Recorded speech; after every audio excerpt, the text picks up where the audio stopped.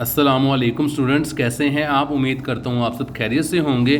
तो आज की हमारी वीडियो है कॉस्ट अकाउंटिंग के चैप्टर नंबर 5 फाइनेंशियल स्टेटमेंट के क्वेश्चन नंबर 5/20 के हवाले से, जिसको सीजीएस वाला चैप्टर भी कहते हैं। तो क्वेश्चन मोस्ट इंपॉर्टेंट है। स्टार्ट करते हैं। जो लास्ट वाले क्वेश्चंस हैं वो पेपर में आने के चांसेस भी ज़्यादा हैं। तो क्वेश्चन स्टार्ट करते हैं। हमें वो इन्फॉर्मेशन दे रहा है, incomplete data as the operation of aluminium manufacture during the accounting year ending 31 December 2000 something as given below. Sale given है, purchase of direct material given है, डायरेक्ट लेबर गिवन है, cost of goods available for sale given है।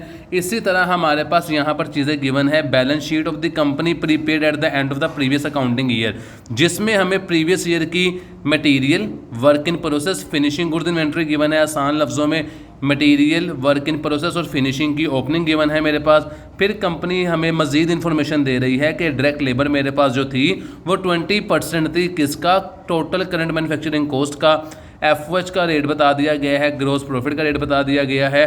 कहता है prepaid करनी है cost of goods manufacture and sold statement. तो question start करते हैं। ये मैंने परफॉर्मा पहले से तैयार कर लिया है। ये सीजीएस का परफॉर्मा है। इस परफॉर्मे को अच्छे तरीके से आप याद कर लीजिएगा। जो इन्फॉर्मेशन गिवन है उसे हम पहले लिख लेते हैं ताकि क्वेश्चन सॉल्व करने में हमें मजीद आसानी हो जाए। तो सबसे पहले मेरे पास यहाँ पे गिवन है परचेज ऑफ डायरेक्ट मटेरियल, जो कि 3,20,000 रुपये का है। इसको मैं यहाँ पे लिख देता हूँ। अगर परचेज रिटर्न कहीं पे गिवन होगी तो इसमें से माइनस कर देनी है, अदरवाइज डायरेक्ट परचेज लिख देनी है।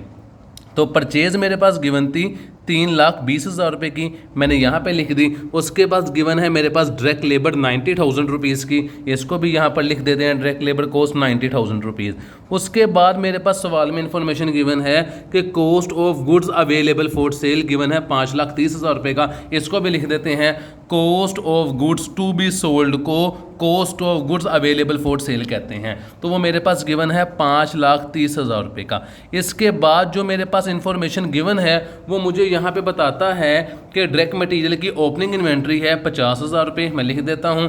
डायरेक्ट मटेरियल की ओपनिंग इन्वेंट्री 50,000 रुपीज़।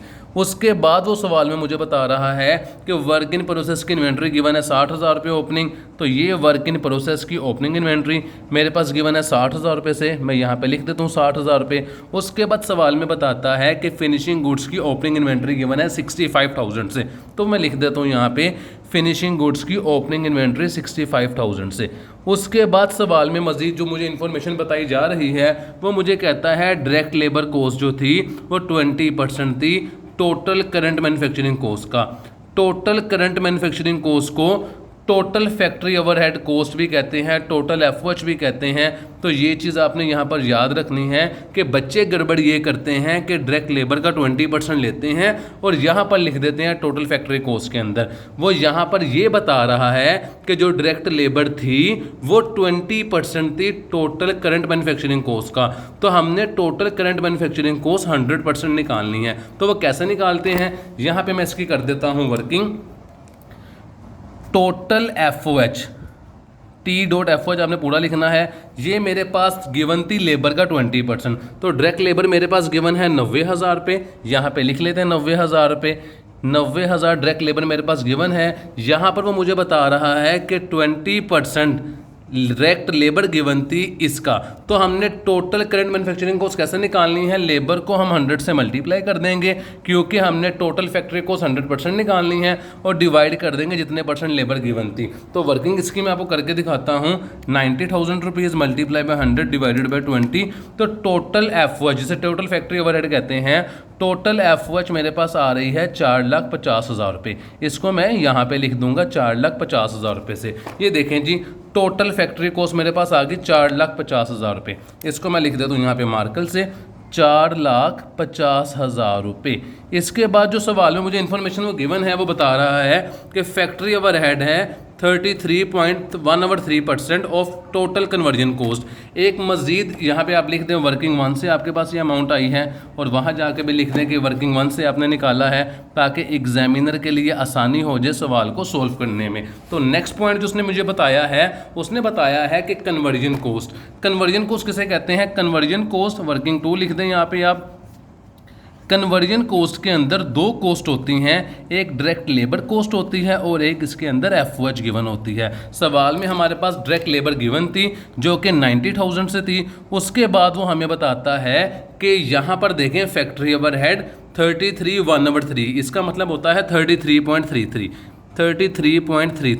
ये फैक्ट्री ओवरहेड 33.33% थी किसका, टोटल कन्वर्जन कॉस्ट का, यानी कि एफओएच थी मेरे पास 33.33% किसका, टोटल कन्वर्जन कॉस्ट का। तो कन्वर्जन कॉस्ट यहाँ पर मैं 100% ले लूँगा, तो यह 33% यहाँ आके माइनस हुआ, यानी कि मैंने कर दिया 100 माइनस 33.33, तो is equal to direct labour जो 90,000 गिवन थी मेरे पास, इन दोनों का मैंने डिफरेंस लिया तो मेरे पास आ गया 66.667% इज इक्वल टू 90,000। इसका मतलब है यहाँ पे 66.667 डिवाइडेड बाय 100, क्योंकि परसेंटेज खत्म करते हैं तो 100 आ जाता है, इज इक्वल टू 90,000। यहाँ पर 100 डिवाइड हो रहा है, वहाँ जाके मल्टीप्लाई हो जाएगा, तो 90,000 मल्टीप्लाई बाय 100 डिवाइडेड बाय 66.667। इसको मैं सोल्व करूँगा तो मेरे पास टोटल कन्वर्जन कॉस्ट आ जाएगी, टोटल कन्वर्जन कॉस्ट मेरे पास आ जाएगी। मैं करके दिखाता हूँ जी, 90,000 मल्टीप्लाई बाय 100 डिवाइडेड बाय 66.667, तो ये मेरे पास आती है 1,34,999। इसमें ₹1 प्लस कर देता हूँ मैं ताकि राउंड फिगर आ जाए, तो मेरे पास टोटल कन्वर्जन कॉस्ट आती है 1,35,000 रुपये। तो ये मेरे पास आई है टोटल कन्वर्जन कॉस्ट, जो कि मेरे पास आई है वर्किंग टू से आई है। यहाँ पे मैं लिख लेता हूँ working to total conversion cost. ये देखें जी, अभी इसको मजीद कैलकुलेशन करते हैं। कन्वर्जन कॉस्ट के अंदर होती है direct labour plus FOH. Direct labour conversion cost मेरे पास आई है 1,35,000 रुपये। डायरेक्ट लेबर मेरे पास गिवन थी 90,000 रुपीज़ जो सवाल में गिवन थी, प्लस एफओएच मैंने निकालनी है, इसको यहाँ ला के माइनस कर देंगे, 1,35,000 माइनस कर देंगे 90,000 रुपये, तो मेरे पास बाकी बच जाएगी एफओएच। तो वो एफओएच कितनी आती है निकाल के दिखा देता हूँ, 1,35,000 रुपये माइनस 90,000 रुपये, तो मेरे पास एफओएच आती है 45,000 रुपये, जिसको 45,000 कहते हैं। ये देखें 45,000, तो यहाँ पे मैं लिख देता हूँ अपनी एफओएच 45,000। ये देखें यहाँ पे एफओएच मेरे पास आ गई है जी 45,000 और यहाँ पे आप लिख दें ये आपके पास आई है वर्किंग टू से। उसके बाद सवाल में मुझे इंफॉर्मेशन दे रहा है, मुझे वो ये कहता है कि ग्रोस प्रॉफिट गिवन है 25% ऑफ सेल। तो यहाँ पे हम निकाल लेते हैं। आपको पता है कि फॉर्मूला होता है सीजीएस निकालने का, sale minus GP is equal to CGS. Sale minus GP is equal to CGS. Sale मेरे पास गिवन थी कितनी, 6,50,000 रुपये की, मैं यहाँ पे लिख देता हूँ 6,50,000 रुपये। जीपी मेरे पास गिवन था कितना है, जीपी मेरे पास उसने अभी बताया है सवाल में कि ग्रोस प्रॉफिट 25% ऑफ सेल है। तो मैं निकालता हूँ 6,50,000 रुपये का 25% लेता हूँ मैं, तो वह मेरे पास जीपी आ जाएगा। जीपी आता है मेरे पास 1,62,500। इन दोनों का मैंने डिफरेंस लिया, 6,50,000 माइनस 1,62,500, तो मेरे पास सीजीएस आता है 4,87,500। ये 4,87,500 हम यहाँ पे पुट कर देंगे, जो सीजीएस की जगह आ जाएगा। इसको यहाँ पे पुट करते हैं सीजीएस की वैल्यू में, 4,87,500। ये देखें जी, कॉस्ट ऑफ गुड्स सोल्ड भी मेरे पास निकल आया है और cost of goods available for cell भी मेरे पास गिवन है। इन दोनों का डिफरेंस लूँगा तो मेरे पास फिनिशिंग गुड्स की क्लोजिंग इन्वेंट्री आ जाएगी माइनस 5,30,000 रुपये। तो ये मेरे पास आता है 42,500 रुपये। यहाँ मैंने लगाई लाइन, हर दो रकमों के बाद आपने लाइन लगा देनी है। तो मेरे पास आया है 42,500 इन दोनों का डिफरेंस। सॉरी, ये मैंने थोड़ी सी गलत कर दी है, यहाँ पे लिख देता हूँ 42,500 रुपये।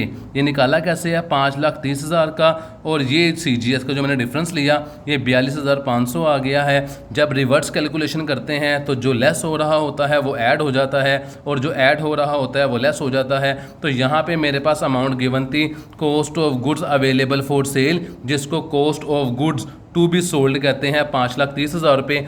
फिनिशिंग गुड्स की ओपनिंग इन्वेंट्री ऐड होती है तो रिवर्स कैलकुलेशन में लेस हो जाएगी। तो यहाँ पे वर्किंग करके दिखाता हूँ, 5,30,000 रुपये इसके अंदर लेस कर देंगे 65,000, तो मेरे पास आ जाएगा 4,65,000 रुपये। 4,65,000 रुपये। ये रिवर्स कैलकुलेशन से मेरे पास आ गया कॉस्ट ऑफ गुड्स मैन्युफैक्चर। अगर मैं ऊपर से आपको वर्किंग करता हुआ दिखाऊं तो यहाँ पर मेरे पास गिवन था डायरेक्ट मटेरियल 50,000 रुपये से, तो मैंने यहाँ पे 50,000 रुपये को लिखा, इसके अंदर परचेज को प्लस कर दिया, तो मेरे पास जवाब आता है 3,70,000 रुपये। 3,70,000 रुपये मेरे पास क्या आया, direct material to be use. यहाँ मैंने लिख दिया 3,70,000 रुपये जो मेरे पास आया है direct material to be use.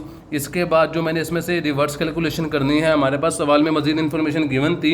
ये देखें जी, total factory overhead cost given थी, कितनी गिवन थी, 4,50,000 जो मैंने निकाली थी। यहाँ पे मैंने लाइन लगाई है, इन दोनों को मैंने ऐड किया, 4,50,000 को और 60,000 रुपये को, 4,50,000 प्लस 60,000 रुपये, तो मेरे पास जवाब आता है 5,10,000 रुपये। ये 5,10,000 रुपये मेरे पास आया है cost of goods to be manufacture.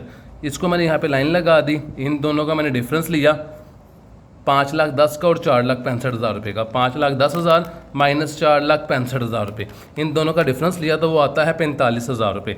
ये 45,000 रुपये मेरे पास क्या आया है, वर्क इन प्रोसेस की क्लोजिंग इन्वेंट्री आई है। इसी तरह अगर मैं रिवर्स कैलकुलेशन में देखूँ तो ये देखें 90,000 मेरे पास गिवन है डायरेक्ट लेबर कॉस्ट, और मेरे पास टोटल फैक्ट्री ओवरहेड निकली हुई थी 4,50,000 रुपये। रिवर्स कैलकुलेशन करूँगा तो 450 के अंदर से एफ को माइनस कर देंगे, 4,50,000 रुपये माइनस 45,000 रुपये जो मेरी एफ आई थी, तो 4,05,000 रुपये मेरे पास प्राइम कॉस्ट आ रही है, 4,05,000 रुपये ये मेरे पास प्राइम कॉस्ट आ रही है। अगर मैं रिवर्स चलूँगा तो 90,000 जो लेबर का ऐड होता है रिवर्स करूँगा तो वो माइनस हो जाएगा, तो 4,05,000 में से माइनस कर दूँगा 90,000 रुपीज़, तो मेरे पास आता है 3,15,000 रुपये जो कि डायरेक्ट मटीरियल यूज़ है।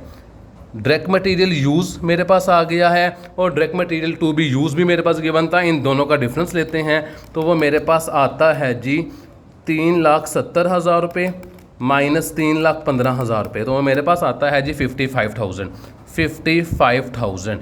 तो मेरे पास उसने निकालने के लिए मुझे कहा था कि आपने फाइंड करनी है ending inventory of material. Material की आई है 55,000 आंस, ये देखें जी, ending inventory closing inventory material की 55,000 आंस। फिर वो कहता है वर्क इन प्रोसेस की closing inventory 45,000, work in process की क्लोजिंग इन्वेंट्री 45,000। फिर वो कहता है CGA फिनिशिंग गुड्स की क्लोजिंग इन्वेंट्री 42,500, ये देखें जी 42500। फिर उसने मुझे कहा था जो कैलकुलेट करना है CGS कैलकुलेट करना है 487500, ये देखें जी 487500। तो वीडियो कंप्लीट हो चुकी है, क्वेश्चन मोस्ट इंपॉर्टेंट था, अपना ख्याल रखिएगा, चैनल को सब्सक्राइब करना मत भूलिएगा। इंशाल्लाह नेक्स्ट वीडियो में आपसे मुलाकात होगी, तब तक के लिए अल्लाह हाफिज़।